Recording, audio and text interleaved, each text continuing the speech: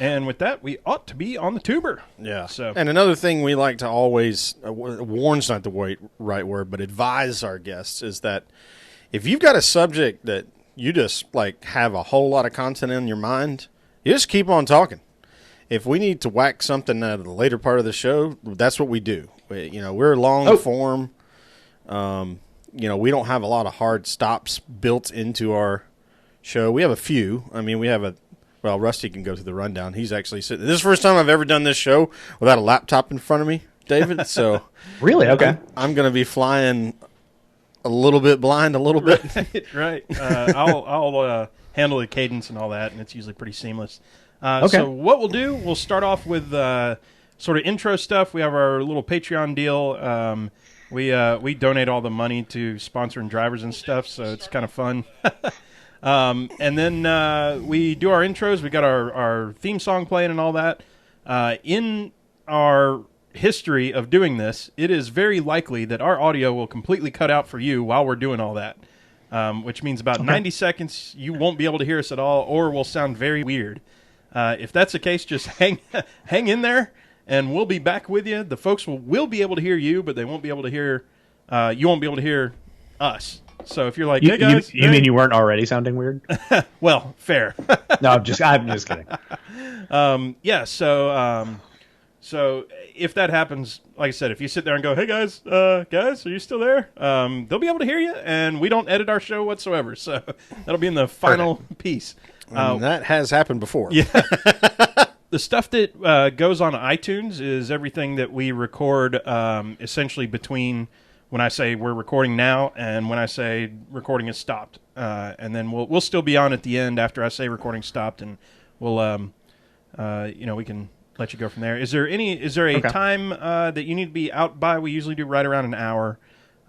I'm recording with Alan. He's on standby from anywhere between 10:15 and 10:30. Okay. So let's just get your show done the right way, and we'll peace out after that. So No worries. Cool. Awesome. Man, I'm using a Mac at work now, and I have the mouse wheel on that is opposite. Right. You scroll up, and the page goes down. So I'm all messed up right now trying to scroll through this. I think I talked about it last week, but I'm still the same way. So anyway, we'll bring you on. That's when you'll start hearing us for sure, and we'll talk about what's going on. One thing we do every episode, we talk about. We ask what you're drinking tonight, and so it's something that we started on our very first episode, and our what we call the PTM posse does not let us get away with not asking that anymore. So that's fine. We'll do that. And then we'll talk about you for a bit, analytics stuff. We'll get nerdy with some numbers and talk about the athletic a bit, talk about the podcast a bit, some stats, and then we go into a segment we call Report Card, where we're just breaking down 5 or 6 different major storylines from the weekend. We don't intend to do any sort of news. We are a podcast. It comes out after any news comes out. So supposed to be entertainment first. Yeah, entertainment first. So if we're doing something funny, perfect. If we're doing something entertaining / informative, perfect, fine. If we're sitting here saying, well, this and that happened, and then move on to the next thing, it's not interesting to us. So yeah. We just, and to give you an idea of the level of nerdery that you're dealing with, David, I read The Physics of NASCAR in 2008. Mm-hmm. I have that book on my shelf. And I didn't learn anything. All it did was confirm everything I already knew about the way a race car works. But you might be that intelligent, and so good for you. Well, I won't give him that much. That might be it, man. Yeah, don't go too far. I'm just saying. I'm an engineer. Rusty's a computer scientist. And we've been in this thing since 2001. So yeah, I think you guys speak the same language, so I'm not too worried about that. We'll do all that. Then we'll go through some listener questions, new follower shout out. We'll talk about usually we'll talk about what's going on next week, but it's an off week, so we'll briefly talk about Road America and Canadian Tire Motorsport, and then talk about who we picked. Sherwin, you picked Blaney, and I picked Joey. Evidently, we do this so often that we forget. Yeah, who we I picked. thought I had picked DiBenedetto. So yeah, I was like, man, I'm riding high on this one. But yeah, not quite. No foghorn, but yeah. Let's see. Let me go up and see. Chase finished top 5, so we had as a collective, we had a pretty good little pick there. We got Jumpy Bob on and Freddie, man, MVP of the weekend. I'll tell you what. We went a blast. hard as you can go at Bristol, David. Yeah, where now? How do you guys do Bristol? Now you're based in Atlanta, right? So do you go up there? Do you tailgate? What do you do? We go to Bristol as fans. So we're kind of in that weird space where people will give us media passes and stuff, but we still like to be fans a lot of times. So I understand that. Bristol is one where we're going as fans. We're going to buy tickets. We're going to tailgate with people. Camp with friends. We're going to smell bad. We're going to do all the whole... drink hard, have fun. So luckily we're not getting paid by anybody but the patrons who, once again, we just give all that money away anyway, so we're not getting paid anyhow. Yeah, it's a hobby. Yeah. I mean, we are blessed through this space, David. I don't know how much you've experienced things like this being already like a proper part of the media, but we went to Bristol and stayed with about 15 people who 2 years ago we did not know. We met every single one of them either through proxy or through Twitter as a result of doing this podcast. So a year and a month ago, we had never met in person any of those people. Right. That's how crazy. And then now here we are. NASCAR offers a communal gathering. Yeah, so it's, that's part of it. Have you guys ever been to Talladega? Oh, yeah. Okay. Same thing. We've got 20. You've seen some stuff. Yeah, we've got 20 new friends for the same exact reason. Completely different folks. But completely an entirely different group of people that have invited us 2 springs in a row to stay on the infield with them. And it's just made our Talladega experience a lot better because we are probably in that group of people that would say some disparaging things from time to time about that style of racing. Yeah. Oh, really? Okay. I'm very guilty of that one. But being and even at times actually deliberately planning activities on the day of the race so that we could feel somewhat not guilty about not watching it. Mm-hmm. all due respect, but being there is something wildly different than watching it on your television. Yeah. Yeah, for sure. So Sherman, certainly. Let's get this thing started. All right. Let's do a dadgum podcast. We keep it about we call it AM radio clean, but if stuff slips in, we're not going to edit. We're not. It's not. So, there's not going to be any post bleepage. Right. So if something slips out, it happens. It won't be the first time we've said every one of the bad words except for the ones that would really hurt your mom's feelings. Well, my mom might not like some of the stuff. Well, yeah. I mean, like the ones that like in the South, it's like you really can't say this word in front of your mom. Really can't do that one. So anyway, let's go ahead and do it. Sharon, you ready? Yep. All right, David, you ready? Absolutely. Here we go. We're recording now. Oh, by the way, before I say now, once again, we may cut out for about 90 seconds. So stick with us. And recording now.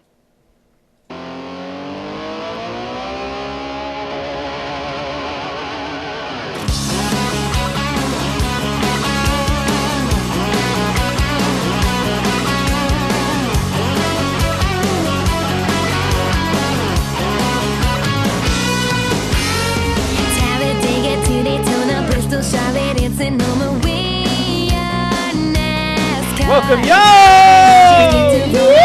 That's right. This is the Pregame Engineer Tailgate Mayor Racing Podcast, episode number 208. It's Tuesday, August 20th, 2019. I'm Tailgate Mayor Rusty Wallace. I'm in the PTM podcast studio with Pregame Engineer Andrew Sherwin. What's up, dude?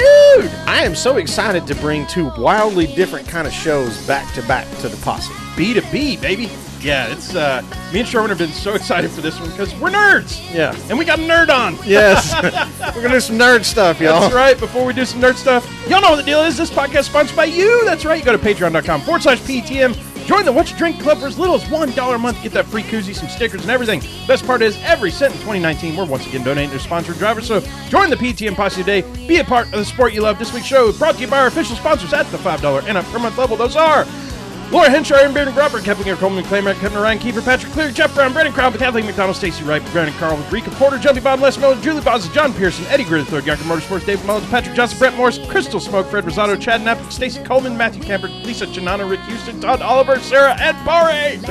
That's all I had. Woo, you did it, though. You did it. Whole breath. Oh, the single breather, but just barely. Sometimes I've got... we get 5 more people in this thing, and you're just going to have to pause in the middle and have you a breath. Well, I dare you, PTM Posse. I dare you. Let's see how deep the rabbit hole goes. You know what I'm saying? Yeah. Dude, we talked about it. I'm super excited about the guest tonight because, once again, we get to nerd out and we get to have some fun. Y'all probably know him. He is a NASCAR writer and analyst for The Athletic, co-host of the Positive Regression podcast, and fellow nerd who runs the Motorsports Analytics, which is kind of a sabermetrics way of looking at data in NASCAR, on Twitter at David Smith, M.A. Welcome to the show, David Smith. David, what's up?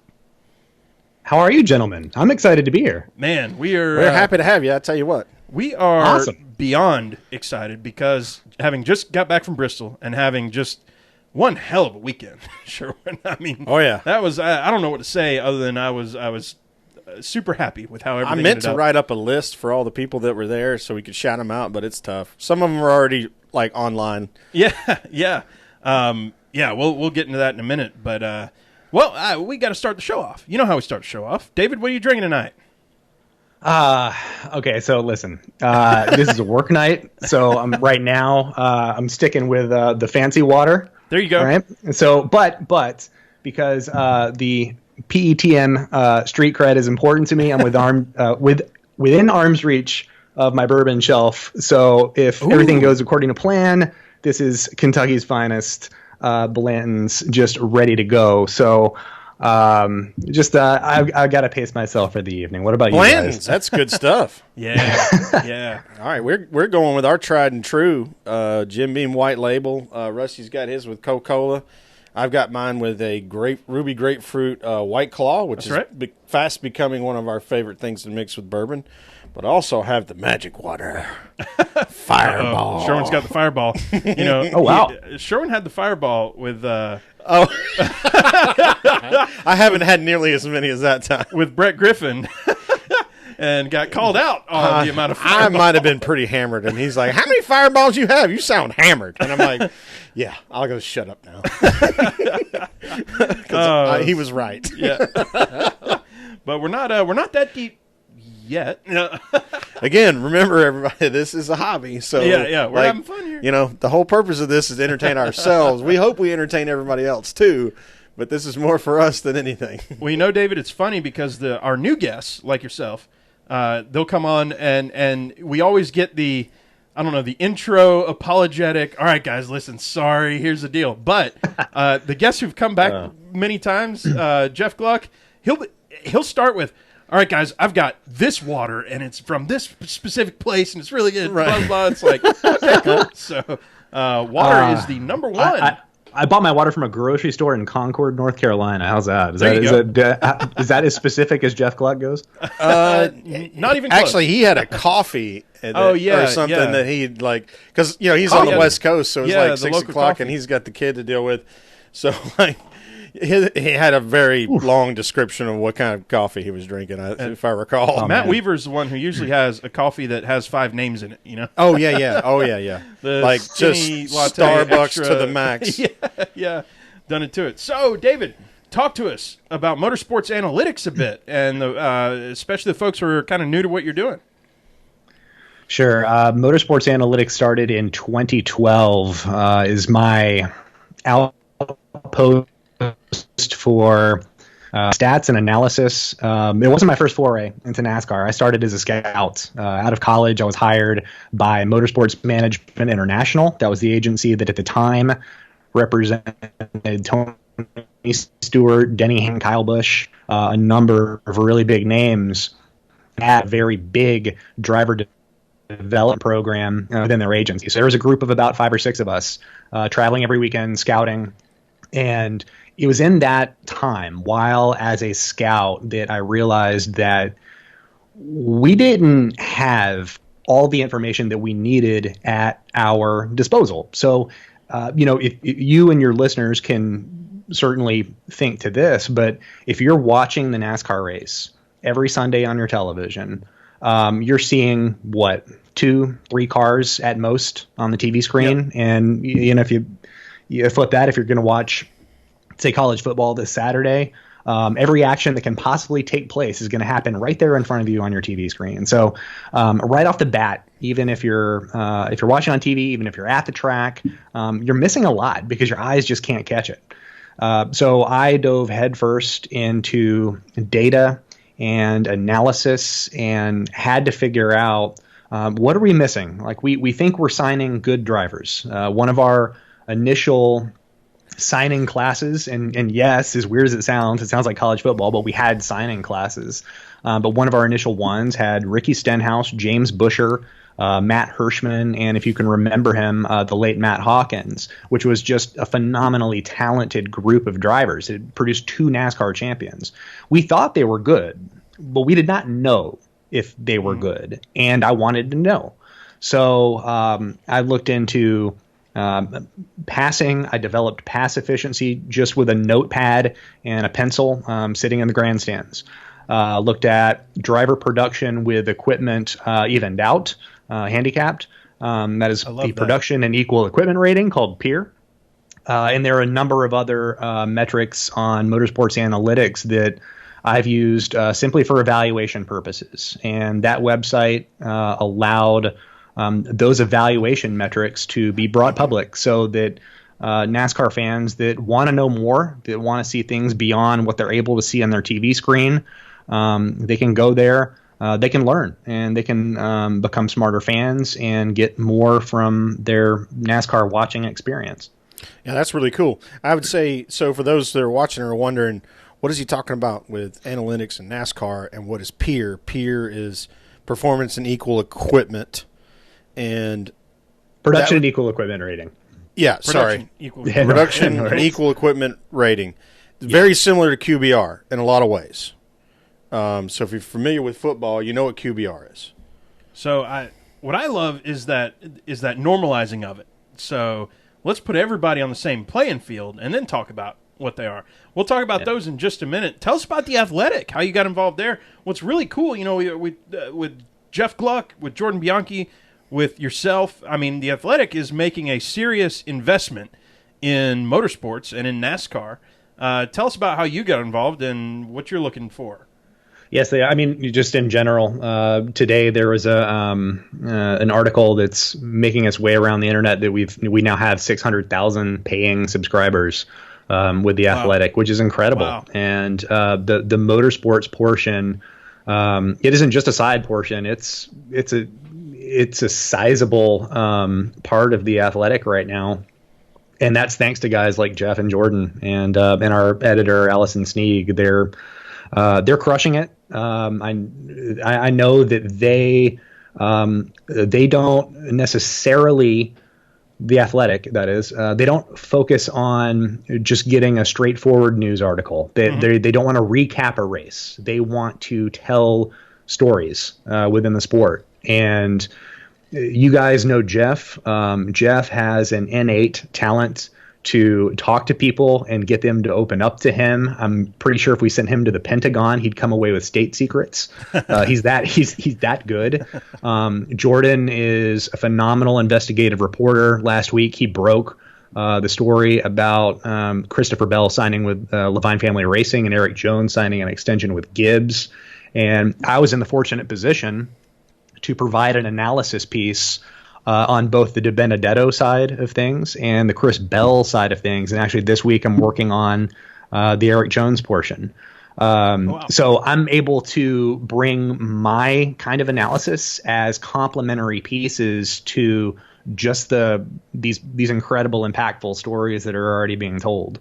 I'm happy that they thought highly of my work, highly enough to bring me on. And so far, it's been an incredible experience. I mean, last week was a good example of that, with just working as a team to not only break the news, but explain to our subscribers what exactly that news means for the drivers impacted by it.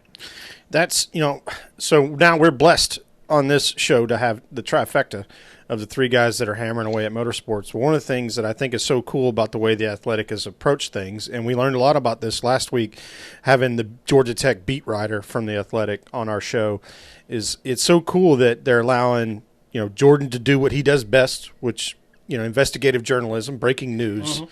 They're letting Jeff does what he does really well, which is an editorialist or a columnist and a podcaster.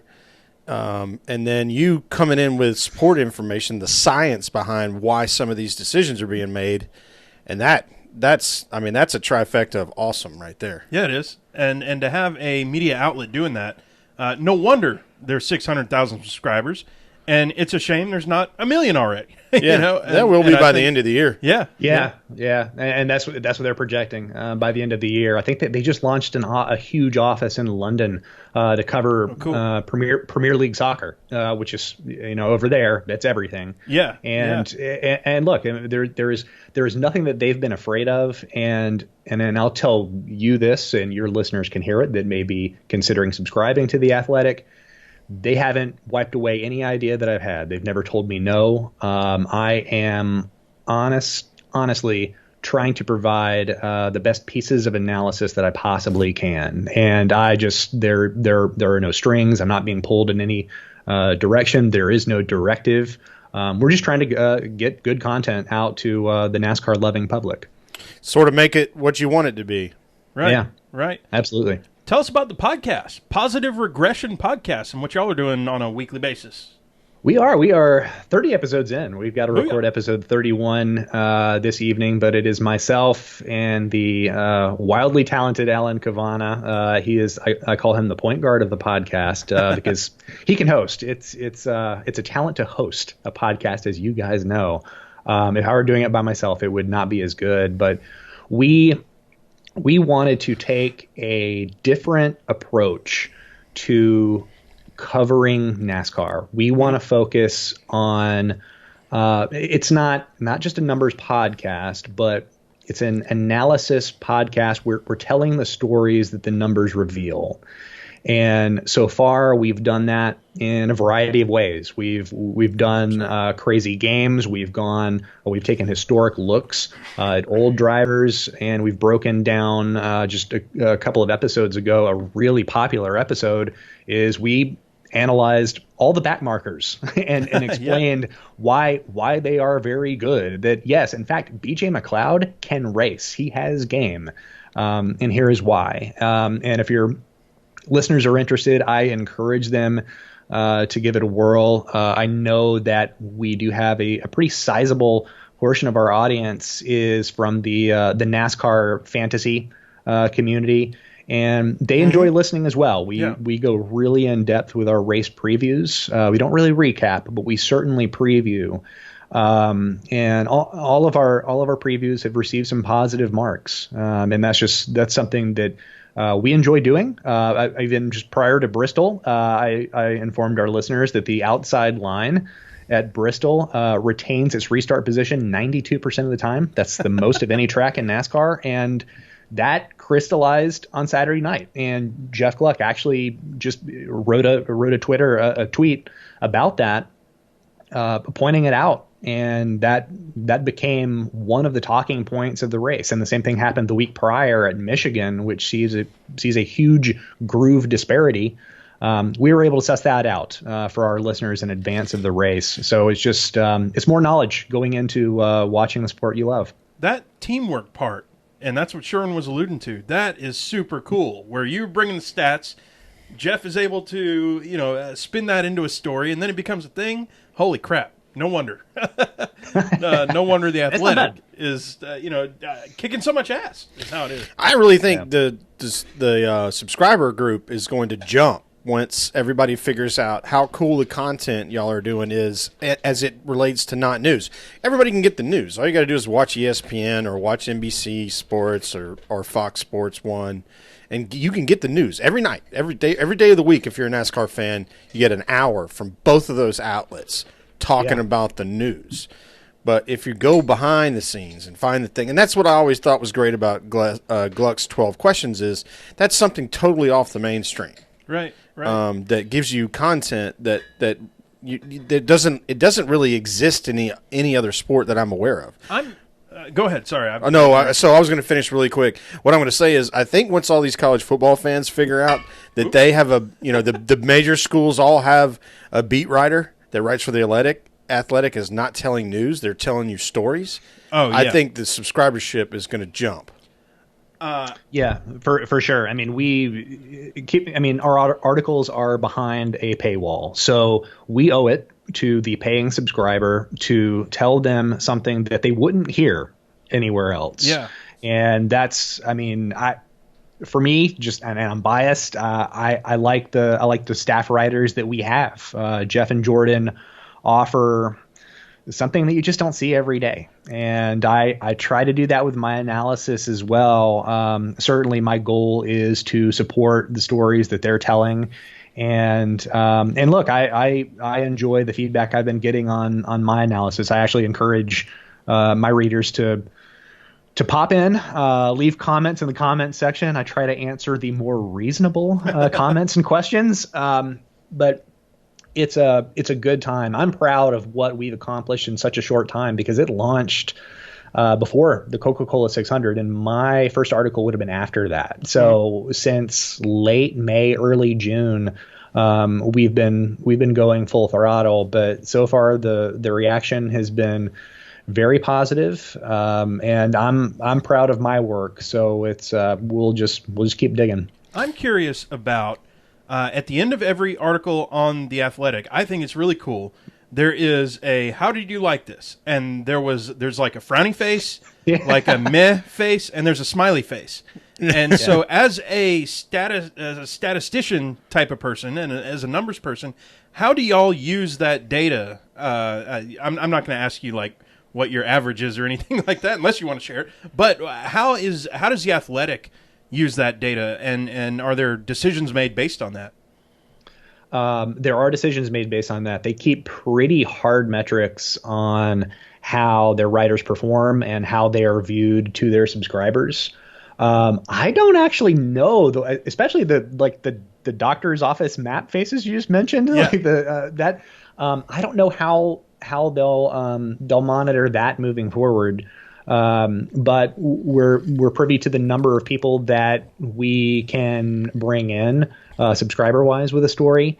And as a metrics guy, I like that. I'm goal oriented, so yeah. I appreciate seeing that firsthand. There's no trickery going on. There's no favoritism. The work that you put in as a writer, you see immediately what the output is for the most part. So I appreciate that. Cool. Do you get to see like the number of, smiley faces, frowning faces, and meh faces? No, I don't. Yeah. Don't? Yeah, Okay. I don't. I was curious. My cousin subscribes, and he fully admits he's not even a NASCAR fan, but just he'll go to every article and punch the really smiley face. Yeah. Which I appreciate. So I get one every article. So that's good. I mash that smiley face, but I mean, I always find good content. So I get all I haven't over. read one that I would criticize yet. You know what I need to do? I That's need to good. go on That's good. the Georgia Bulldogs one and hit frowny face. Frowny on face, all of like them. Just every. because I mean, you're already subscribed, so it's not Right. like. I mean, it's not going to cost you anything to go be a jerk. right, just because I'm an a-hole. Well, so I won't do that. We but- laugh kind of heartily, David. We've only got we're trying to get to 50 reviews on iTunes. Please go review, y'all. But I mean, it's if we have 46, I think, or 47, 40 5 stars, 1 Right. 3-star, and 5 1 stars. It's like, you hated us so bad. You wasted your time to go give us a crappy review. or you're trolling us, which I Or fully you're just appreciate. being funny. I appreciate Yeah, all that's that. that's the Yelp review theory. Yeah. If you have such a bad experience at a restaurant, you'll probably leave a Yelp review. If you enjoyed your experience, you're not going to tell anybody. You're just going to go back, right? So the best way to judge a restaurant might be the number of cars that are in the parking lot. They're not necessarily what you find online. That's So always just food for thought. always been our rule in the South. Even if the building looks sketchy as hell, if the parking lot's slammed, there's good food in there. That's right. Oh yeah, for sure. Let's talk some stats. Let's do some numbers. I want to start with this one, David. What's the most surprising stat for you this year by the numbers? Oh wow. Or the one that maybe people, it's not on their radar. And, hey, here's some, dropping some knowledge for you, dropping some information, some stats. I think it's the revelation of what we've seen on restarts this year. So, just as a primer, restarts have changed, I won't say dramatically, because the groove disparities at each track that we saw in, say, 2017 and 2018, they are the same for the most part. There might be some give or take at a few places. But what's changed is that there is less horsepower. That means less acceleration at the start of the restart. And that means there is more opportunity for, say, cars that took 4 tires and are restarting beyond the top 14 to come in and overtake those positions by cars on older tires. So right now what we've seen is a smaller net gain from the preferred groove on restarts, and we've seen a bigger total loss from cars and the non-preferred groove on restarts through the first 7 rows. And that's what I measure, because beyond that, you're getting into some noise, you're getting into lap traffic, and that's really messy. Well, and most outside of those rows, there's a lot of guys that are lapped down. Yeah. So, and that's just that's where it's just going to mess you up, because beyond that, when it gets into lap traffic, it's very clear NASCAR doesn't give a shit like who's lined up where. And because I'll be taking notes like that car's not even in the right spot. So it does happen. They want to get the first couple of rows right, and then beyond else the drivers can make their own decisions. But I think individually, on those, I think there have been 2 revelations that your listeners would certainly appreciate. Number one, on the preferred grooves, Matt DiBenedetto, a quality preferred groove restarter. And that was a big question coming into this year, whether he could perform well on restarts when restarting from the front of the field, because he rarely restarted from the front of the field in previous seasons. Last year, he only had 1 preferred groove restart from the top 14. This year he's had close to 30, and he's an above average restarter. And in a world where we have stages and this is a short run world. Matt DiBenedetto, who's now a free agent, has proven his value in the new era of NASCAR. So while we're probably bummed for him just to see the effort that he's had recently and now he's being replaced, the good news for that is that he's done a lot to help his own stock moving forward. And that wasn't ever a given. There were just a lot of questions unanswered about Matt DiBenedetto, mainly because we'd never seen him do any of this. The other revelation is Chris Buescher from the non-preferred groove. There is something about this style of restarts where it's clicking for him. And that has been an interesting team. Trent Owens is one of the low-key best pit strategists in the sport, dating back to about 2015. Buescher has had an up-and-down career to this point, and this year JTG Doherty Racing took a considerable risk in that they are building their own cars for their very first time as an organization. So there's a lot of things, a lot of moving parts there. But the good news is they've had success this season. The car is getting faster, but more importantly, Buescher is proving his worth on those short runs as well. And that is huge. If a race breaks to a point where there's one late race restart or a bevy of late race restarts, the 37 team, Trent Owens, they know that if they're on the top 20, then they're in sniffing distance of a good finish because they have a driver that they can rely on to at least keep his position. And in some cases, I think we saw it at Kansas 1, go out and get positions late on restarts. For that size of a team, that's a huge value to have a driver that's able to get you positions on short runs. And as you've seen this year, that's where, I don't know if it's driver panic, but that's where a lot of the position jostling is taking place. I love how you're able to talk about how drivers are performing against like this year's package and this year's rules and this year's restarts and stuff. It's something that we don't have a lot. We don't have 10 years of back data against this, but when you're putting the data together, you can talk about, hey, who's best at restarts with all of this new stuff that's going on. That's really cool. And other thing I was going to say was, sounds like Billy Beane would have got DiBenedetto like last year or 2 years ago, and now seeing the fruits of the labor. It's almost like we're telepathic over here, because I was about to bring up Moneyball, which is one of my favorite movies, because the opening scene or whatever where I can't remember his name, the fat guy from whatever. Oh, yeah.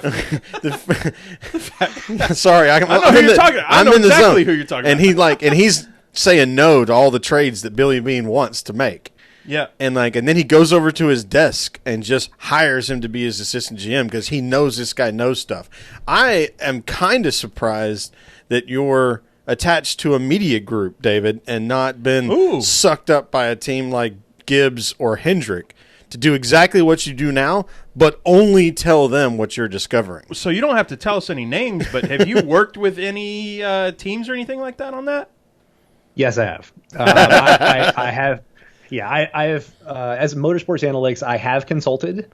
I have won a ring of some significance, but no, full-time gig is not that. I will tell you, Joe Gibbs Racing, Penske, Hendrick, they have a lot of intelligent people in their house now, and I don't know that it's fair that their names haven't been lifted. I mean, if your listeners watch Formula One, look at the Formula One race. There isn't a lot of passing, but there are a lot of decisions involving pit cycles, and Formula One coverage does a really exceptional job of putting names and faces to those making those pivotal decisions.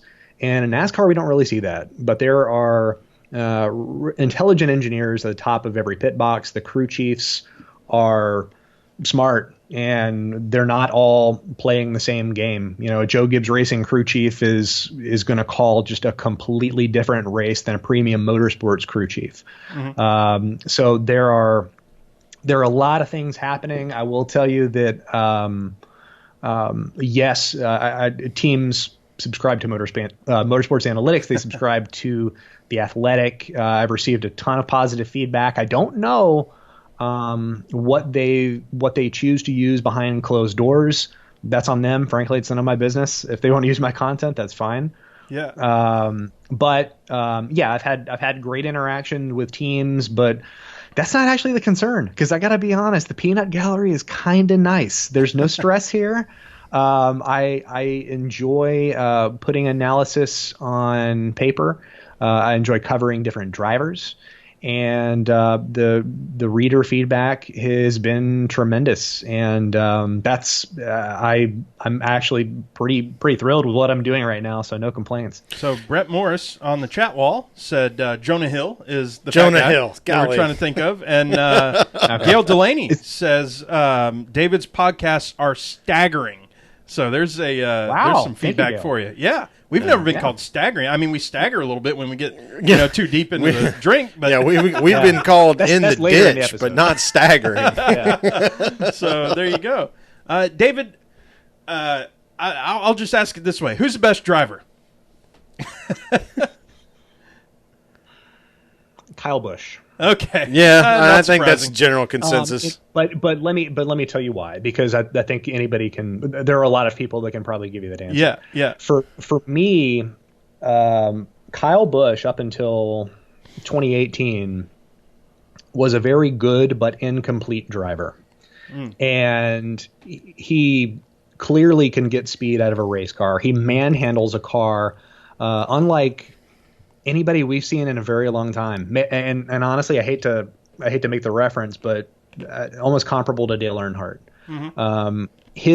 Kyle's driving style is so unique. I think everyone watches him and assumes that his car is most often a loose handling condition. But when I see Kyle driving an extraordinarily tight race car as if it were a loose car.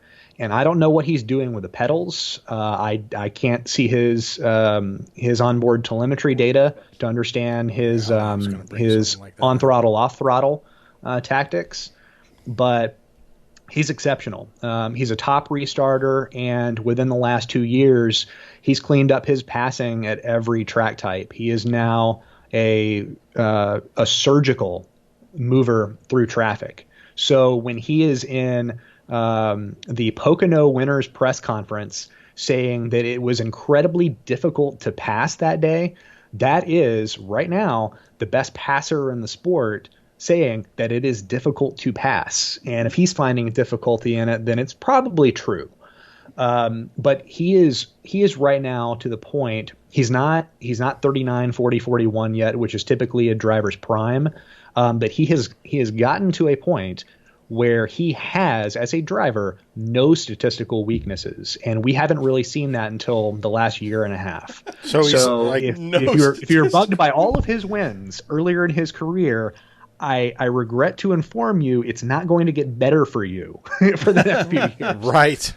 Yeah. Right. Well, so he's like the 5-tool baseball player version of a race car driver. Yeah, absolutely. And it's funny. A few years ago, I used to work at a research pod, sat next to a guy who grew up sprint in a family that raced sprint cars in Tennessee.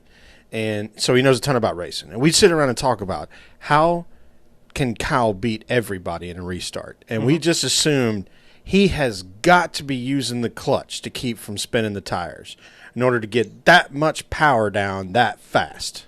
Yeah, maybe he is, maybe he isn't. The pedals. Yeah, he's pedaling the car some way or another.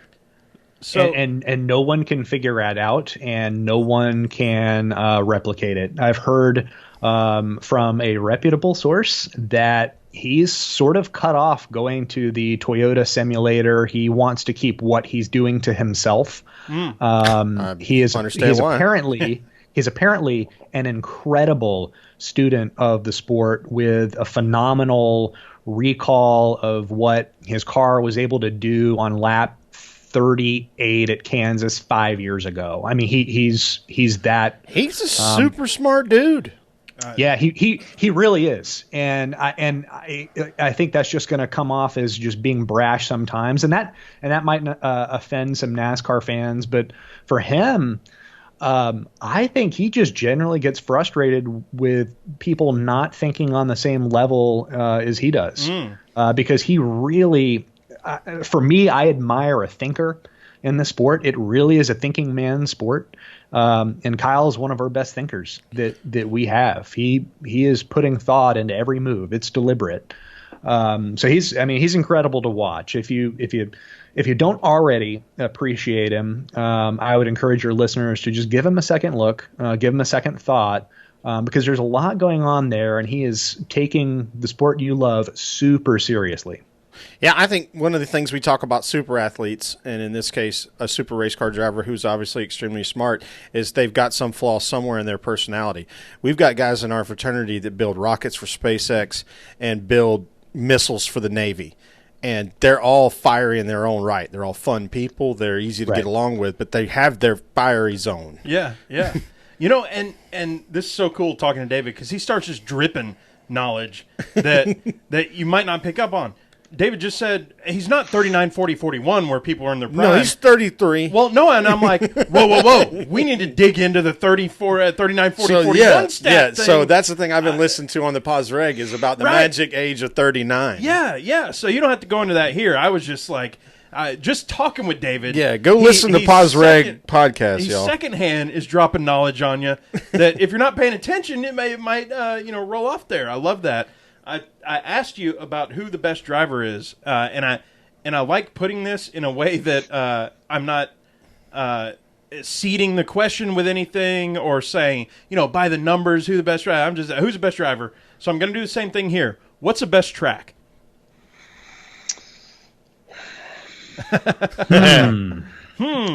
This is, I think Homestead.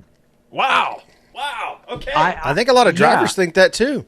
See, okay, so Homestead has a few things going for it, right? We only see it once a year, and we've noted that in the past that Kyle Larson is very good at Homestead. We've seen Denny Hamlin win 3 out of the last 4 poles there. He's really fast at Homestead. But we've had a different winner every year, going back a while. No one has it really figured out. It's almost the perfect spot, and that's what makes me a little wistful that we're not going to have the rules package that we've had in previous years going into the race that decides the championship this season.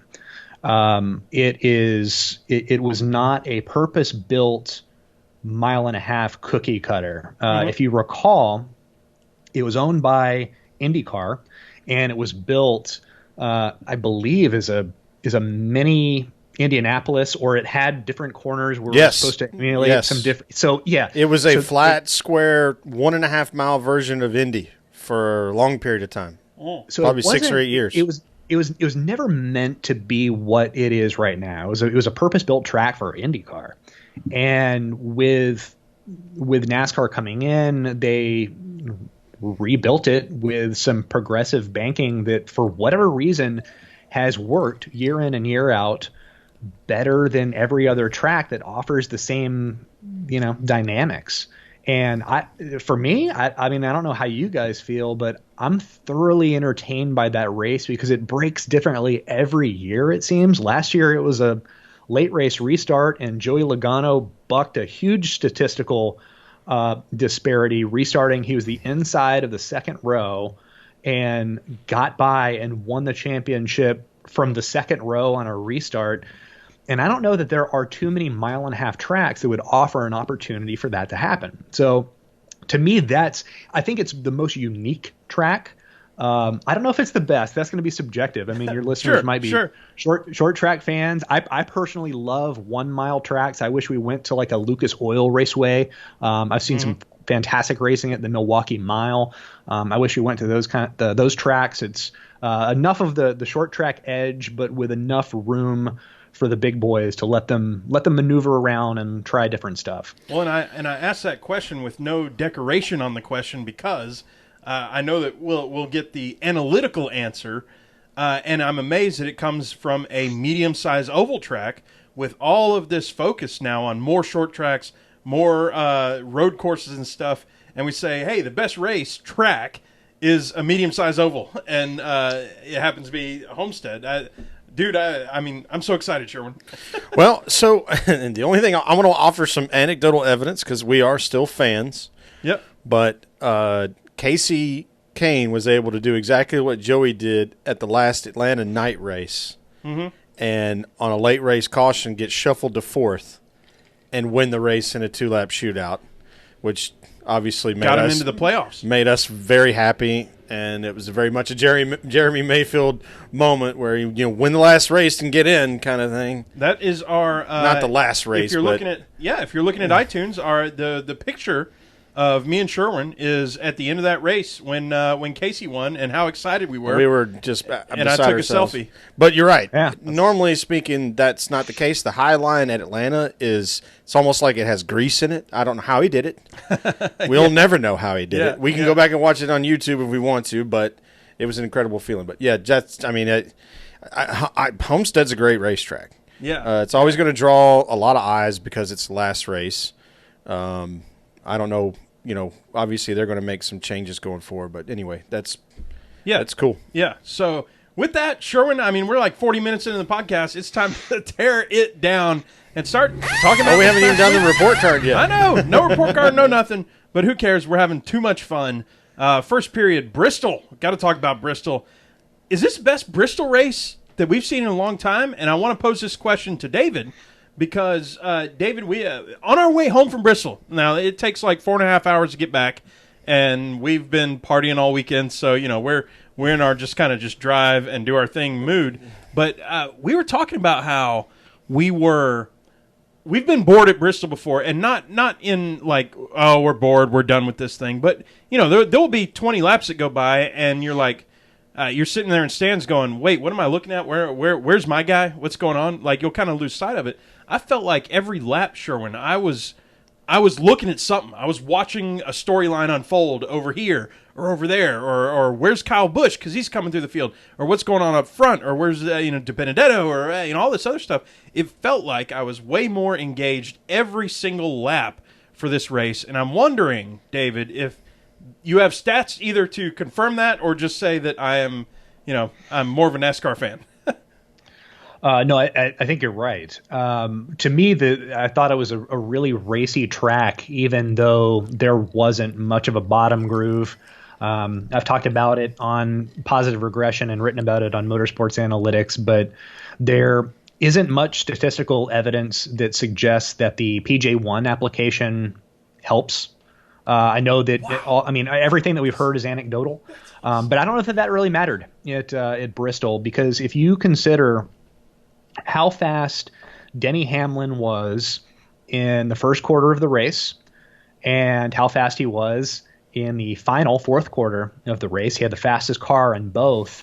The race played out as it should, but it makes it more incredible that he spent the middle 300 laps performing triage on the 11 car. Like they had the race was quickly getting away from them, and not only did they bounce back from that, but they regained the speed they had, and had an epic showdown with Matt DiBenedetto. And I mean I think that's all you want from a racetrack, is you just want to see drivers perform to the best of their ability. And from where I sit, just looking at numbers, it's clear that there was nothing holding the fastest car back or the best driver back from doing his thing on that night. And I mean, look, we've heard the clean air complaints. We've heard the downforce complaints.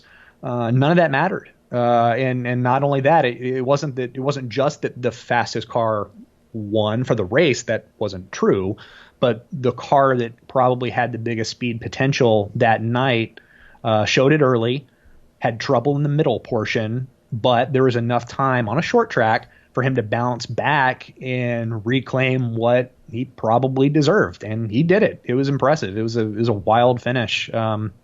Just the battle between him and DiBenedetto was something else. Who was the fastest car? Because you said he wasn't. It was Kevin Harvick. Kevin Harvick. Okay. Wow. Yeah. Okay. Yeah. I wrote about that for The Athletic, and Kyle Larson had the second fastest car, and Kyle Larson's struggles with speed, Chip Ganassi's struggles with speed on short tracks has been pretty significant, dating back to 2016. But except for Bristol with Kyle Larson, it has that drivable high groove that suits his style, and he was able to do that and produce speed. As you would expect, he is fastest on the tracks that suit his driving style, and Bristol's one of them, and we got to see a little bit of Kyle Larson magic that we haven't seen a whole lot of this year. Yeah. What was I just going to say? Oh, well. It's gone. Well, I shouldn't say it'll come back. It'll come back. But we'll figure it out. Second period, the legendary thrash metal band Slayer was set to be on J.J. Yaley's number 54 car. They had the paint scheme and everything. Did you see the paint scheme, Sherwin? No. Okay, objectively speaking, we're talking with a statistician here. The stats on this car were, that is the coolest paint scheme that there's ever been. That's objective. Yeah.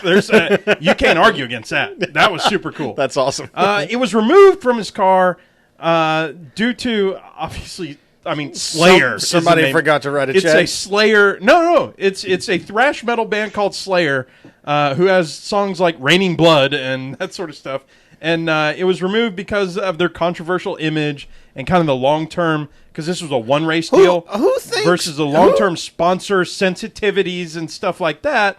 So my question is, so we're on this teeter-totter of trying to get sponsorship. Somebody's bringing in the money, and if Slayer's doing this, Slayer has a huge fan base, and I'm pretty sure the overlap of NASCAR fans and Slayer fans is super small, y'all.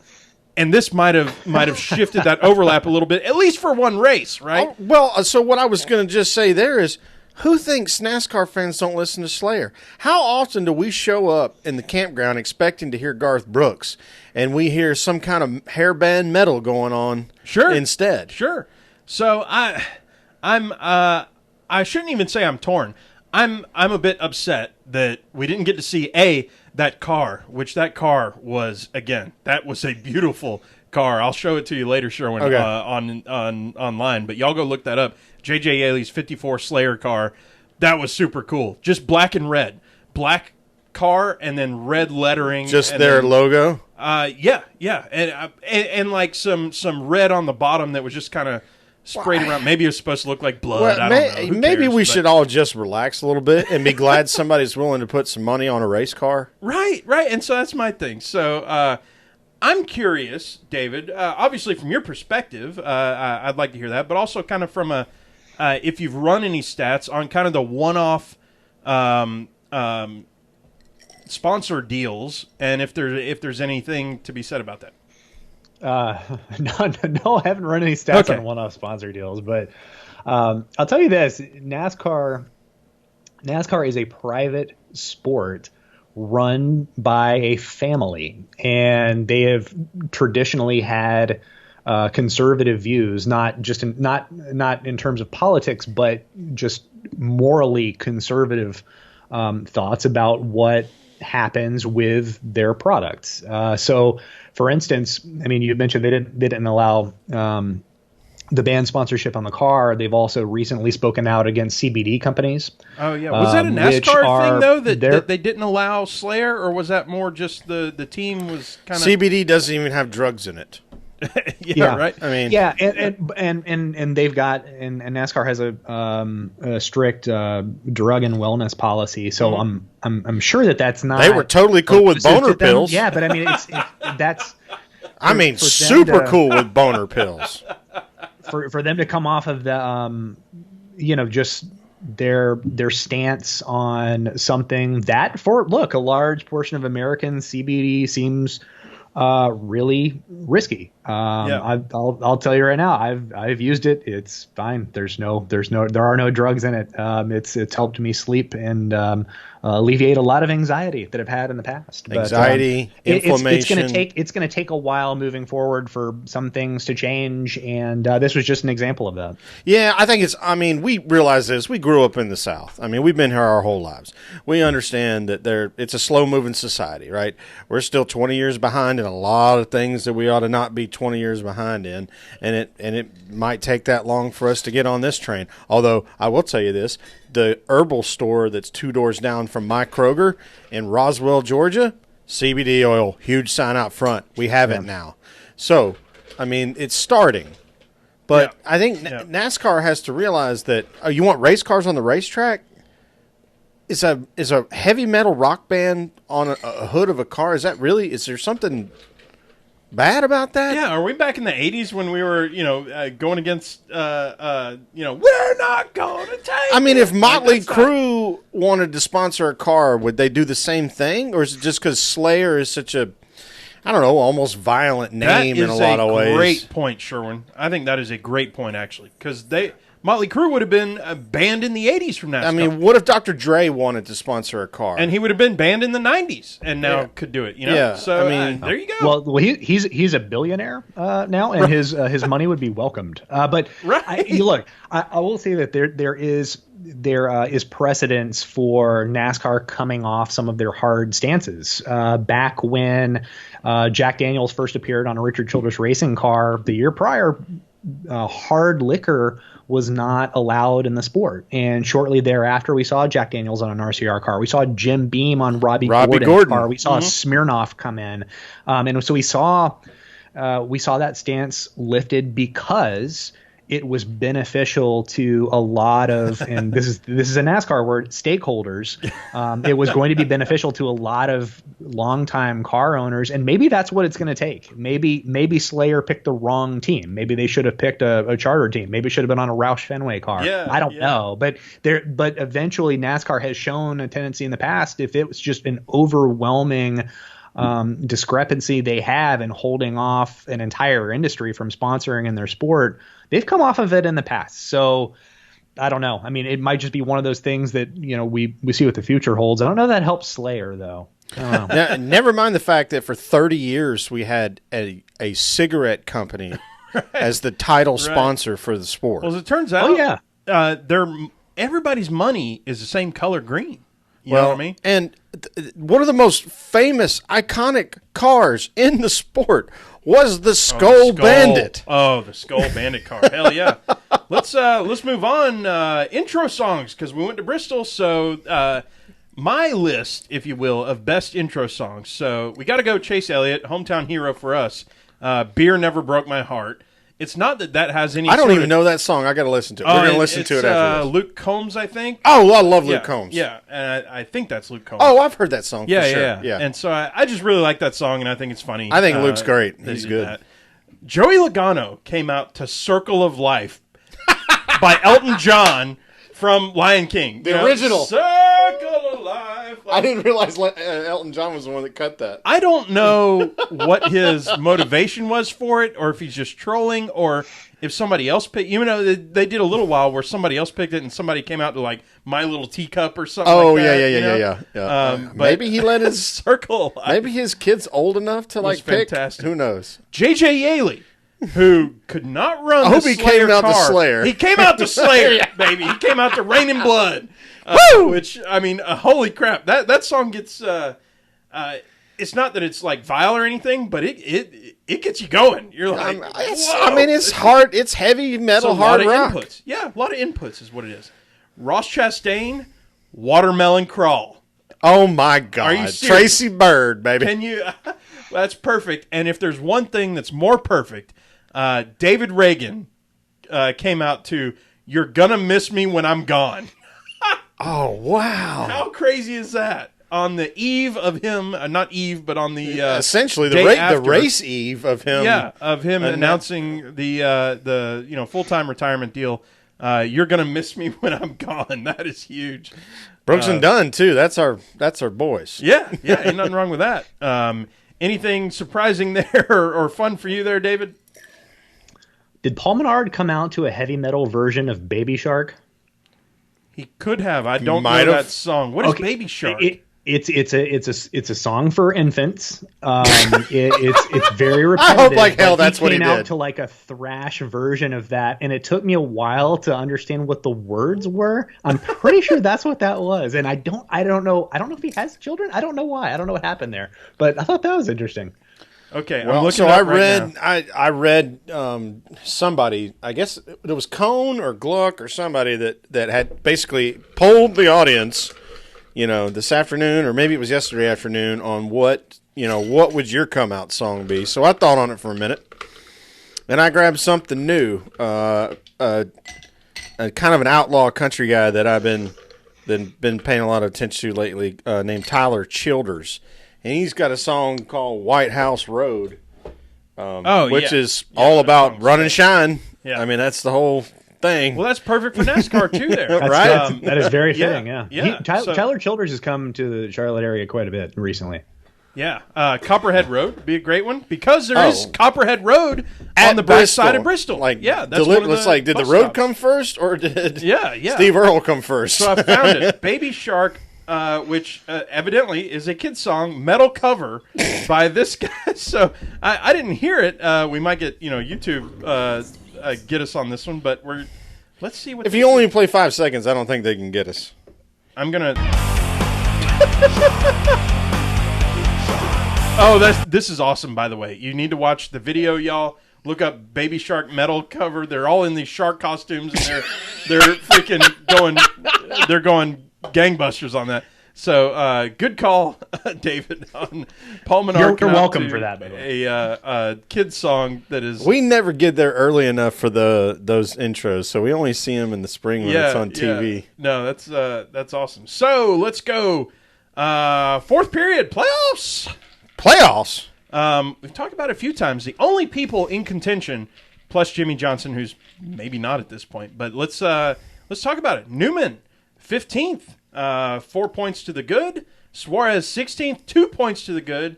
Boyer, 17th, means he's 2 points minus to the 2 points. Minus.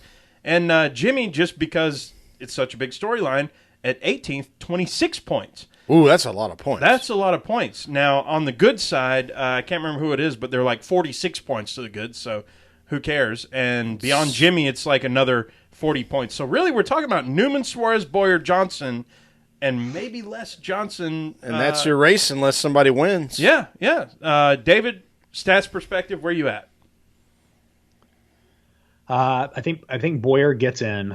Boyer in? Just based on I think sometimes we just think too much of this. Sometimes you just need to ask yourself who has the best team going into these tracks. And Stuart Haas is the cream of the crop. That 14 team has had so many self-inflicted problems this year, and I think you can pin a lot of that on the driver.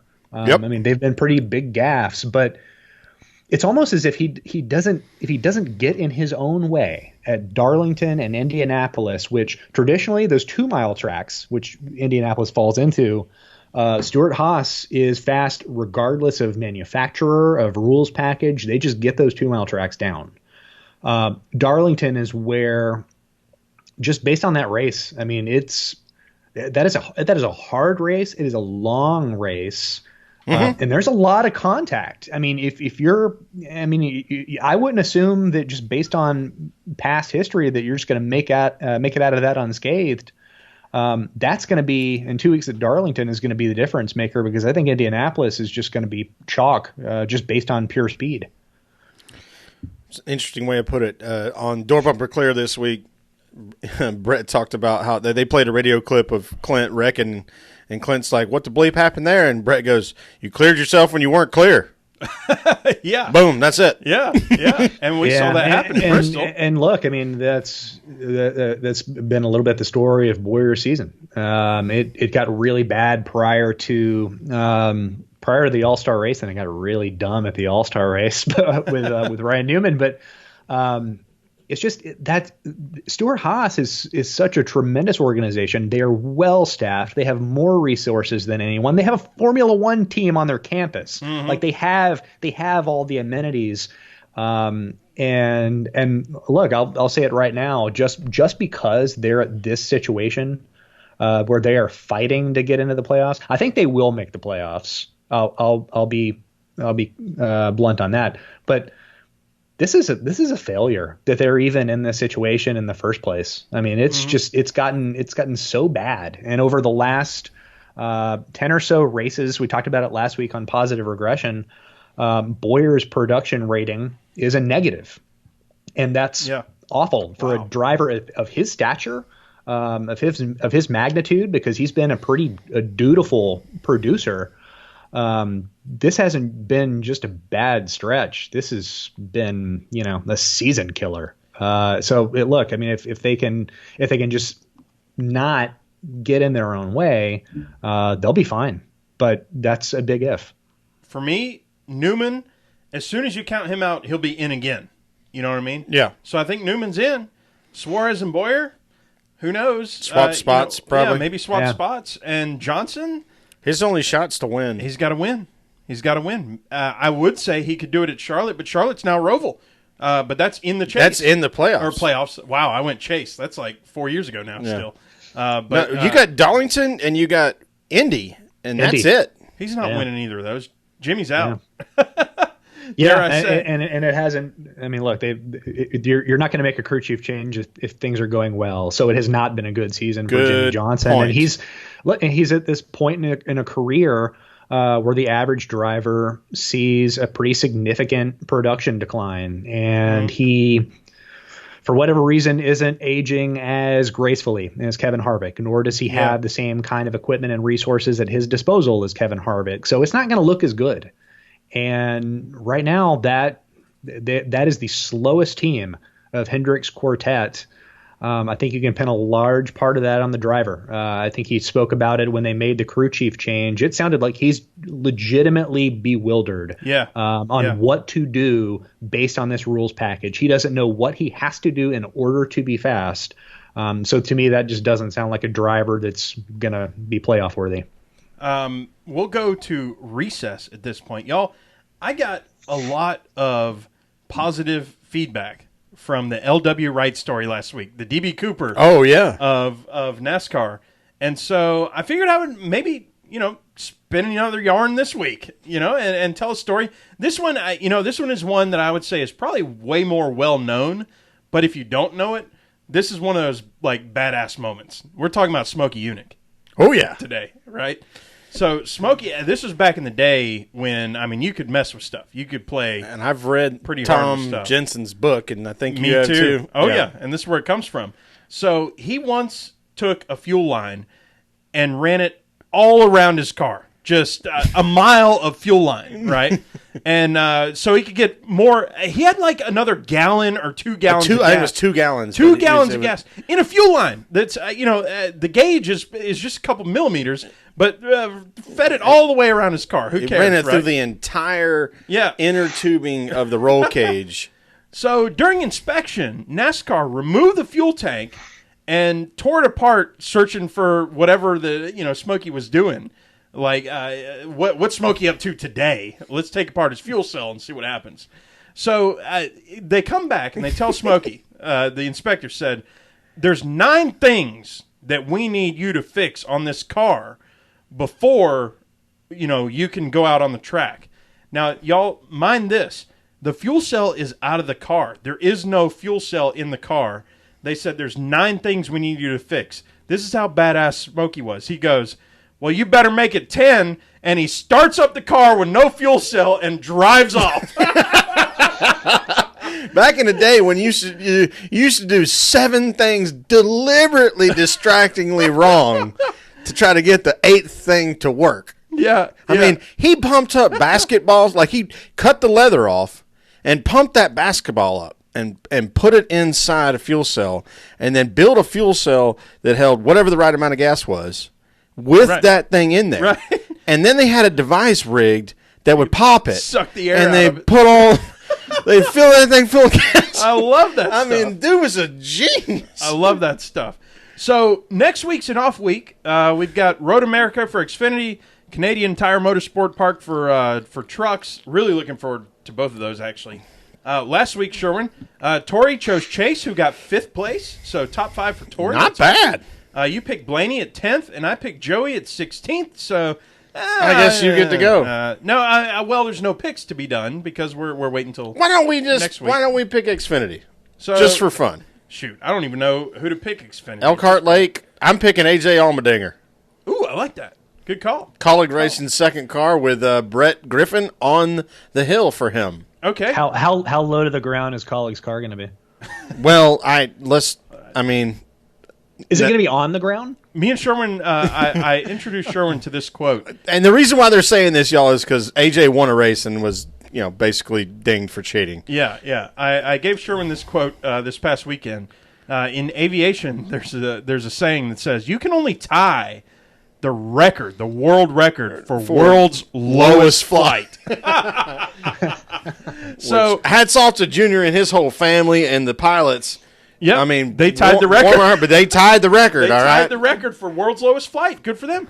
And yes, hats off and respect and all that stuff and blah, blah, blah. But, so my point is you can only tie the record for world's lowest car, Probably. I guess you could drive it off into the ocean or something like that. But I anyway. imagine that they probably learned some things at Watkins Glen that they might not do at Elkhart Lake to have the stigma of we won, but we didn't win. Yeah. I don't know. Is Christopher Bell running that race? Oh, yeah, for sure. I'll pick Christopher Bell. David, what are you thinking? You're not picking Austin Cindric. I'll take Austin Cindric. He's very good at road courses. Love it. Yeah. The 22 car is a great car. That's a good pick. All right. Before we run, and before we let you go there, David, I want to know Mount Rushmore, except there's 5 people.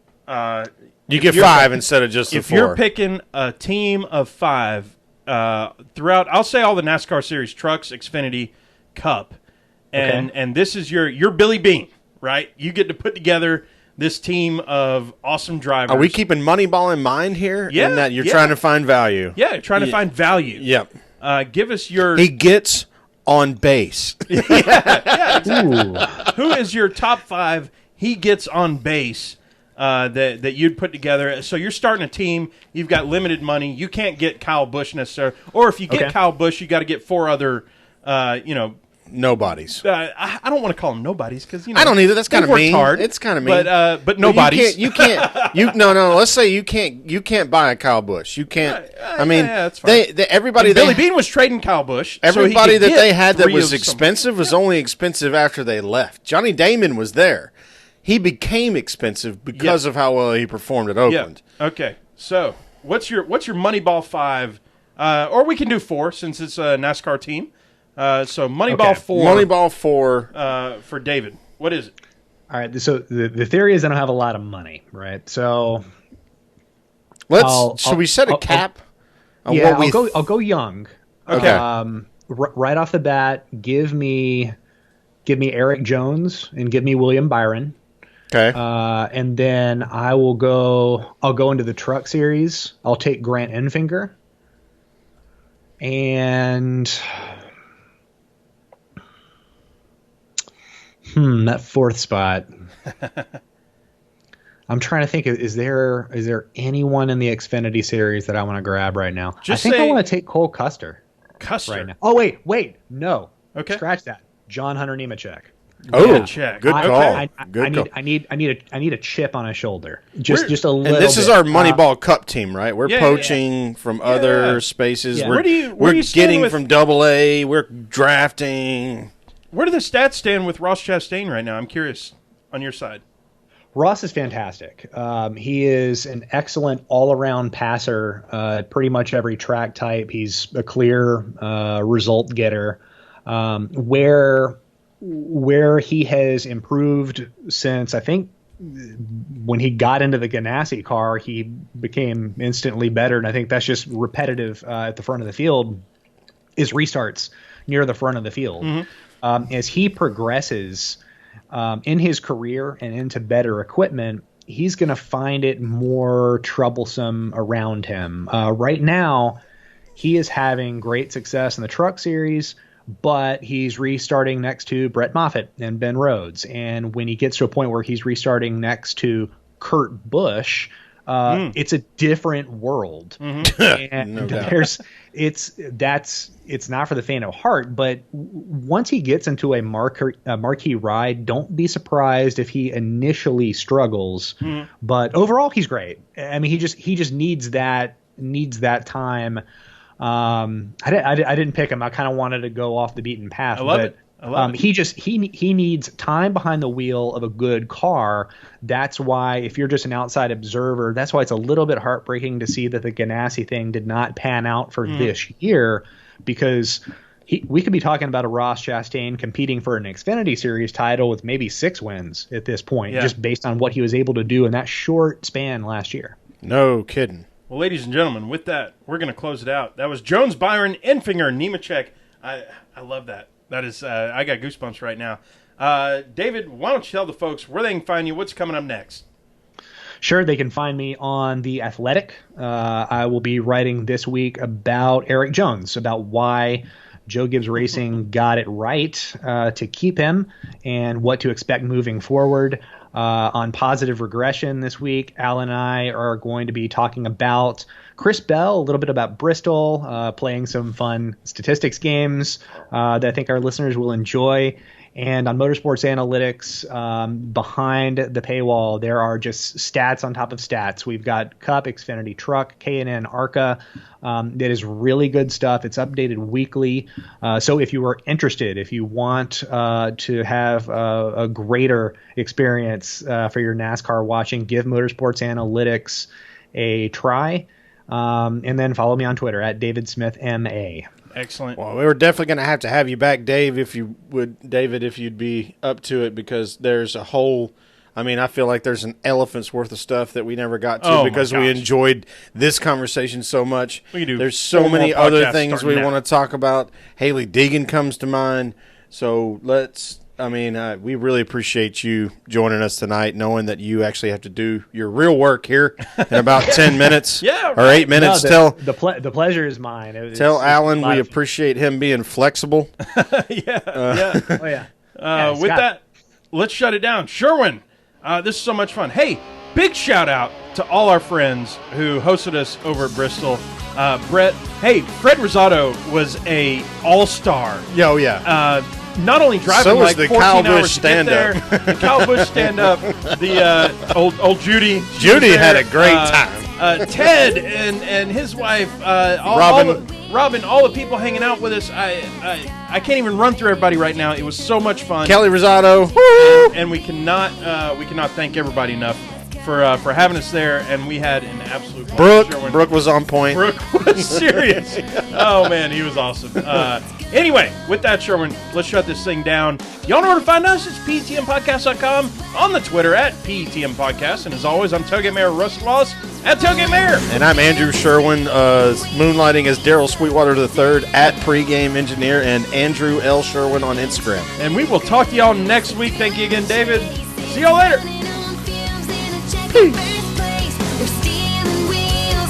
Give him hell, Sydney. We are NASCAR, we are NASCAR.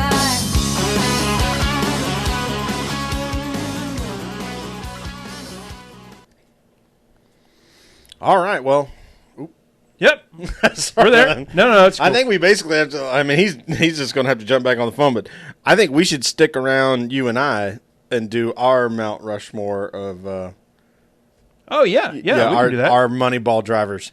David, that was a blast. Thank you so much again. Hey, yeah, thanks for having me. That's good. Yeah, undo. Okay, there we go. I just deleted the whole podcast. That's why I'm dead serious. I deleted the whole thing, and I was like, Control Z, and it worked. That would have sucked. Yeah. It's, wouldn't be the first time either. yeah. I was just kind of like, that's how it happens. At least it would have been on YouTube. Yeah. Man, we just love doing this. We love laughing. We love having fun and hanging out. We've been doing it for going on 5 years now. We started doing NASCAR podcasts, and one of the reasons we started, there was nobody else doing a NASCAR podcast. Really, truly, the only people who were doing one was Marty and McGee. And Toby Christie's, he's like working towards episode 550 or something like that. Yeah, Toby Christie. And so outside of that, you couldn't find any. So we were like, hey, we're fans of NASCAR. Let's just start talking on the microphone, see what happens. And now our audience is passionate, but not huge. Right. But we love the passion that they bring and everybody that comes on. And boy, it's so much fun every week. Like Sherwin always says, it's our hobby. Yeah. So, we're somewhat, we have our own vein. So it's not like we don't ever expect to have 10,000 downloads for an episode. Like, that's not happening. Right. We're just a different kind of thing. But we love it so much, we're just going to keep right on doing it. That's right.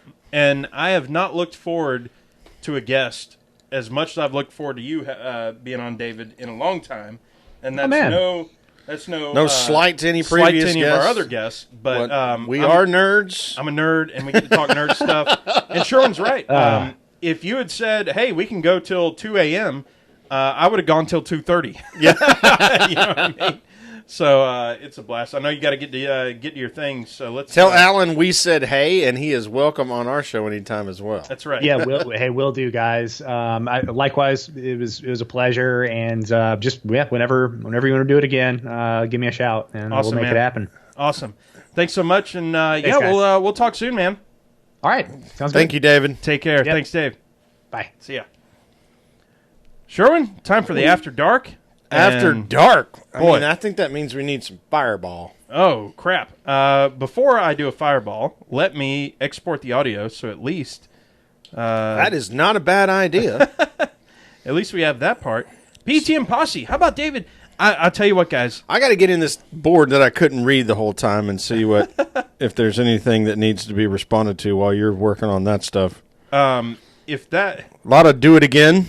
A lot of happy folks here, it looks like to me. We got to work on him. We got to get him like a shortcut to PTM PhD. You know what I'm saying? Oh yeah, like a summer version of one. Yeah, summer version. I like it. Yeah, that was a ton of fun. I've already been trying to set Gluck up for a championship preview. Okay. Yeah. He said that would be a pretty crazy weekend because of all the media. Yeah. I was like, well, why don't we just do it the week before? I want to listen to this damn Shark Dance thing. Let's do it. Let's see if I can get... It might be the first... We don't have advertisements, so they're probably not really going to kick us off YouTube. Oh, Baby Shark. That was the name of it. I'm going to play this real quick. And let's see what the deal was with this. What is this? Okay, this is all bullcrap intro stuff. Okay, and then they get into this. Got some Jaws stuff going on there, a little bit different key, so they didn't have to wait, buy. You know what we need to do? We need to first look up Baby Shark, like the original. Like the whatever cartoony kids thing is. Yeah, and I'll just like move to the middle of it, and we'll see what. Mommy shark, do do do do do do, mommy shark. Daddy shark, do do do do do. Okay, so it's like shark do do do do do do do do do do, shark do do do do do do, mama shark do do do do. Okay, all right. So let's see what the metal version has to say. I mean, that's Kids in shark costumes. Are they just playing like? Is it like Guar? Like they're just playing guitar dressed like sharks? Yeah, or? yeah. It's kind of Guar style. It really is.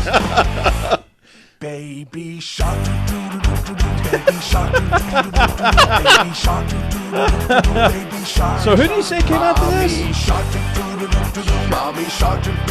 No, I can't. I don't know who came out to it now.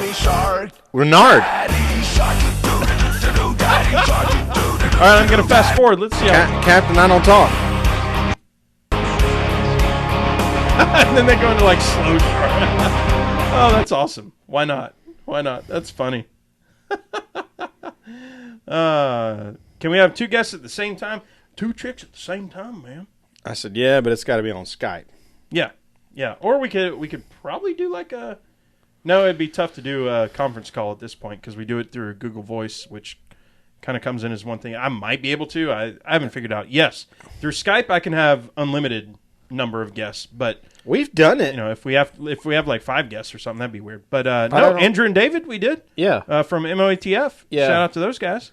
It's a really specific situation to do 2 guests at the same time. Yeah, you know, like a couple chicks that want to double up on a dude like Lawrence, like Pete. You know, they're going to dig some money. Sarah says, y'all trying to avoid fessing up to all your debauchery at Thunder Valley for PTF? Yes. Yes, in a little bit. Yeah, in some ways, yes. We can't. It doesn't make any sense to I'll do tell you that. in person, I'm not putting this online for all the ish that went down, but we had an absolute blast. It was so much fun. Fred, like I said, was MVP, and I'm not in a recorded space going to say everything that happened there either. It was just so much fun, and you got to be there to have that kind of fun. Yeah, and y'all got to be at Bristol. You don't get the story if you don't show up. Yeah, like if you want the story, show up. Yeah, we were because when we say we hit it hard, look. We hit it hard. We hit it hard as John Daly. We went hard in the paint. It was great. Here's the crazy thing, and you almost have to, I'll say, pace yourself or whatever you call it. Like you do have to take pause breaks. Yeah, you have to take pause breaks, and you also have to realize, anytime after about 9:30 a.m., it is too hot to sleep in a tent because it'll be about 90 degrees at that point inside the tent. So you have to weigh your options against. Well, it's 11 p.m. and I'm not exactly. I'm not feeling this yet, so you got to go deeper. Or it's 11 p.m. and you're too deep, and you're like, well, I need to back off a little bit. So you got to oh, right. Yeah, all if you're night not, long how you're going. Yeah, if you've been, kept a little bit slow up until about 11 p.m., you got to drop anchor. Brett just said, the watermelon, LOL. Holy crap. So who was it that pulled out the watermelon? That was Robin. That was Ted's wife. Yeah, Ted's wife. She goes, I got some watermelon here that's been in vodka. Y'all, I know it hadn't just been in I know vodka. Everybody here has had watermelon that's been soaked in vodka. Yeah, everybody's done it. It's a thing. Yeah, if you're this age or if you're over 25 or so, maybe 22 years old, you've done watermelon with the vodka thing. This, however, was like they made watermelon balls and they threw it in a vat of vodka for about a year and a half. Yeah, it wasn't even balls either. It was like they just cut it into chunks and then put it in a Tupperware. I was the first one and poured a bottle of vodka in it. Right. And when you looked at it, you're like, and then threw because away. There's just this little bit of liquid at the bottom, and you're like, well, maybe they didn't put that much in. Then you throw it in your mouth, you're like, what? I was a guinea pig. Like she brought it out of the fridge for the first time, and for whatever reason, I was sitting in position A. For handing it, hey, try this. You were closest to her. And I took one and I ate it and I went, all right, that's out of bounds. That's wrong. We can't do this. and she passed it. I think Sherwin might have been 2, or Brett was 2. I was close. No, you were 2. You were number 2. Well, And I go, Sherwin. I was jumping in on that deal. And I was like, Sherwin, no. And that's because I was already deep. But that is redneck for Sherwin. Yes. That's what that means, right? Yeah. And so Sherwin when it comes to ingesting booze, right, no means yes. Right. And I'm like, Sherwin, no. And he's like, gotcha. And he grabs one and throws it in, and he goes, what the? And there were expletives that you've never heard before, and that Mama would I invented shut her them ears. at the time. Oh, man, that was bad. Fred, you didn't just eat 5 pieces. You drank the juice, man. Oh, he did. He drank it out of the drank damn the tray. Juice. So Damn right he did. Holy crap! And respect for that. Fred has got a motor in him that it just tell will you not what, blow. I It must have said- been built by Junior Johnson. I tell you what, I said that he was MVP, but he was up the next morning going, "Woo, Bristol, baby!" Like he was there the next morning, waking everybody else up after being the MVP the night before. Right. Holy crap! I don't know how you do it. that's what I'm I don't saying. remember. He says, I mean, I don't blame you for not remembering that one, but Yeah. holy crap, yeah. man! He had one of those Robert Yates motors from Yeah. the early 90s. Yeah. Going this weekend. Oh man! Oh, perfect. So Podbean has changed their entire interface again. So now I have to learn how to use this one. Duper. Well, we'll just keep on doing PTM after dark.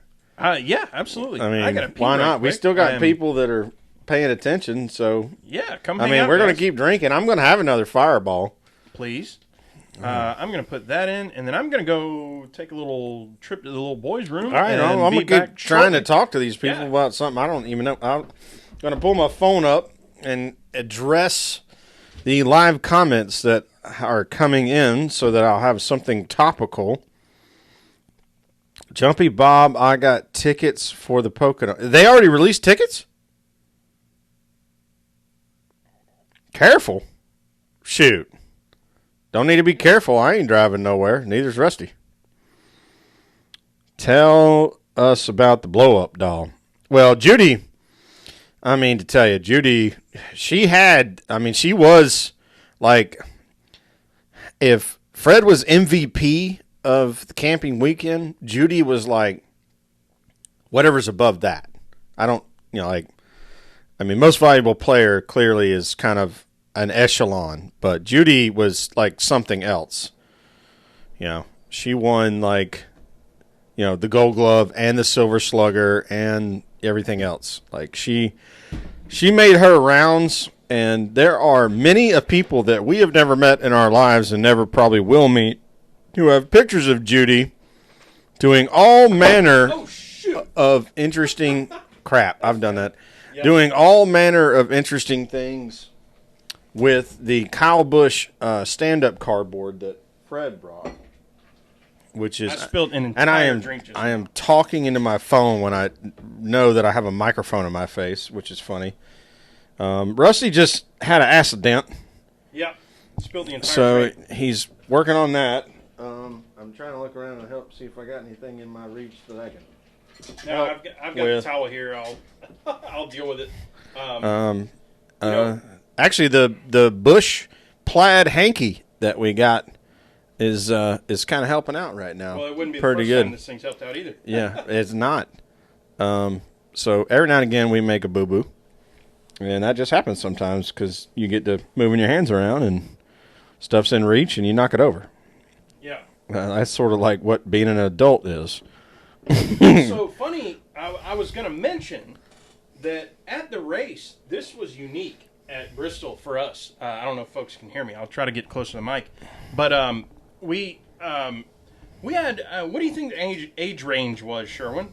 I mean, we had mid-20s folks all the way up to probably mid-50s. I think Brooke is probably only like 27, 28 maybe. Yeah, so mid to late 20s. And, up to probably mid-50s. I won't name names because I don't want to... Oh, yeah. Well, there was a couple of those new people that we met them, but we didn't really... We ended up breaking off into like two factions, sort of. And you had one group that was on like under one tent, like one canopy thing, and then you had another group that was up under another one. And for whatever weird reason, we cross-pollinated a little bit, but not a lot.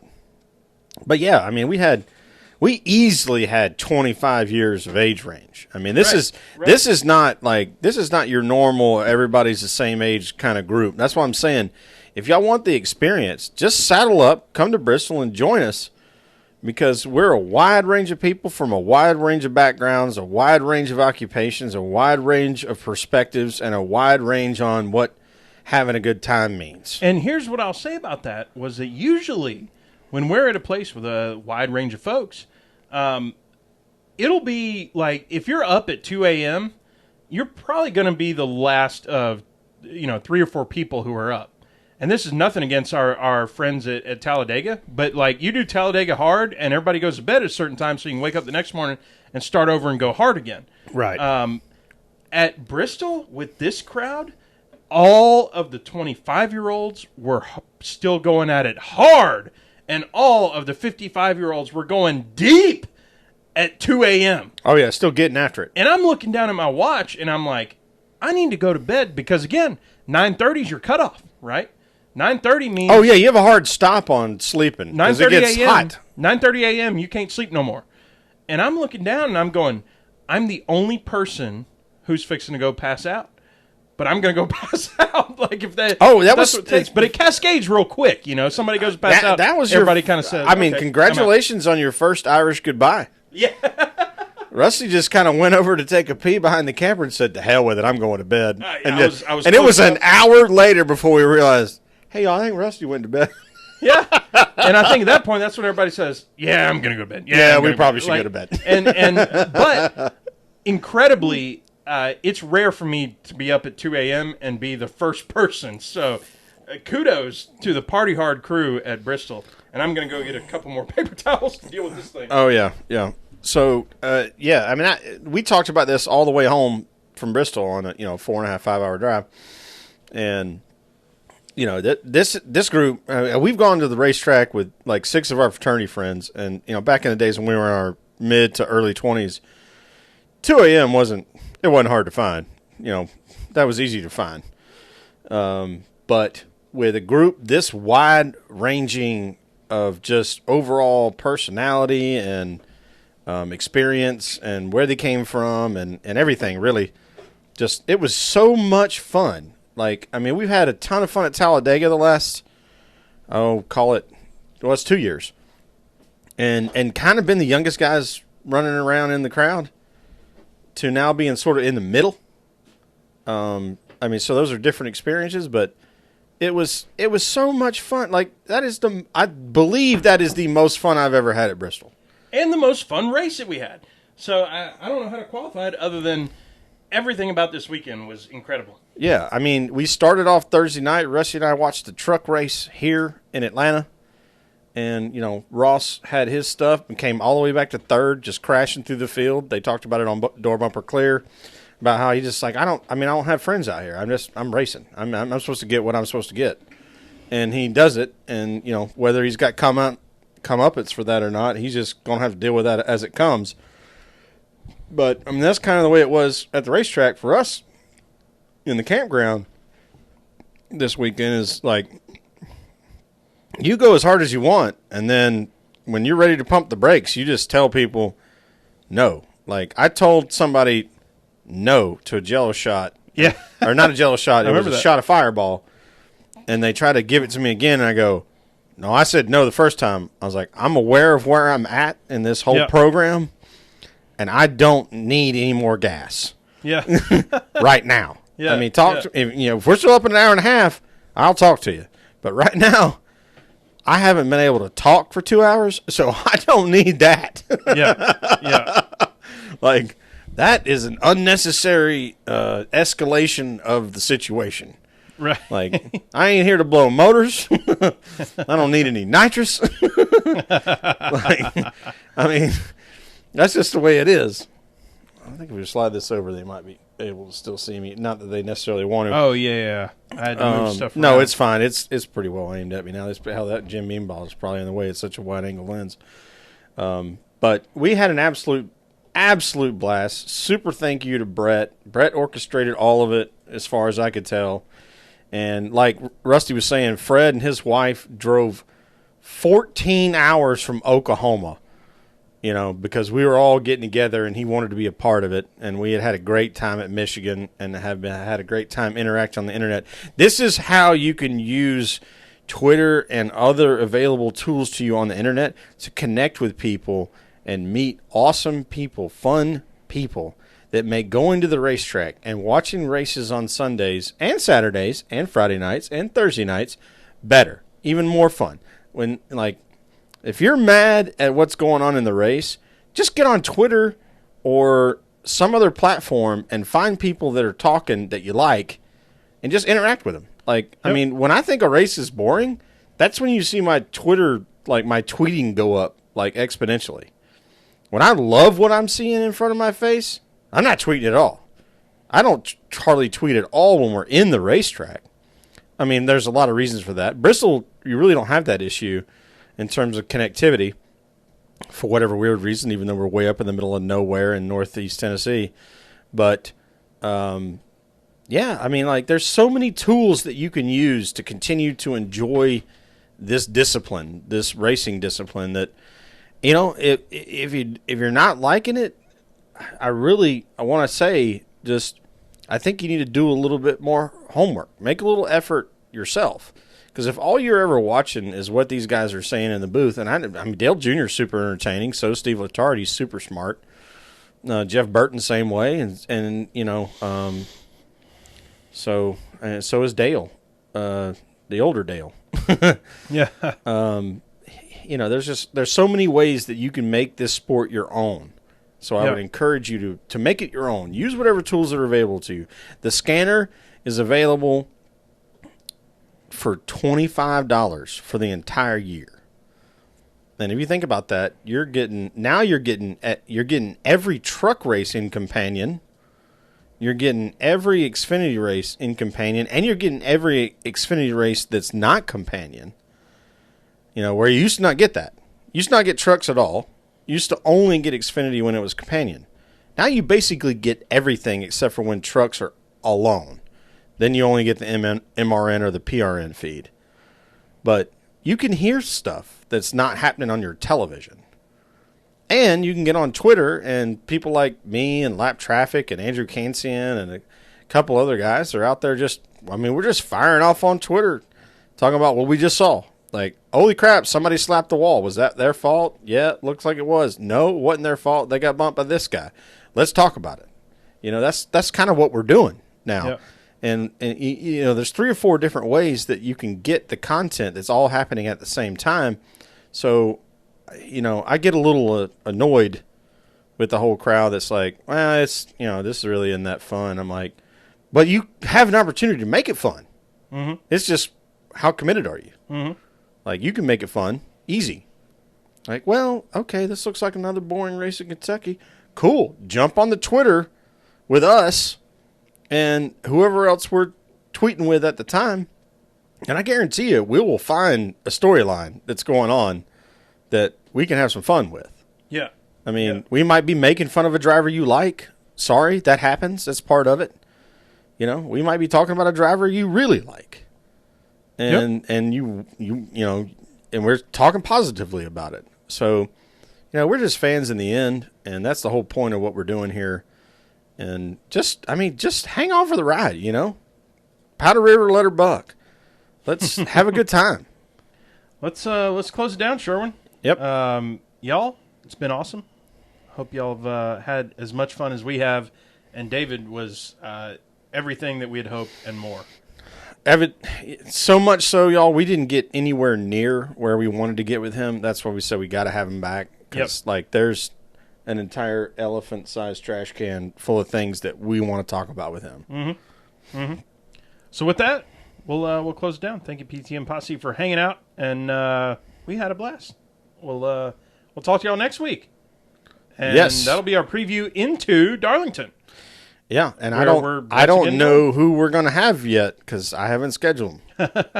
Or her. Could be a her. Might be a her. It'll be a blast either way. We'll talk to y'all soon. Thank you for joining. It's been a blast.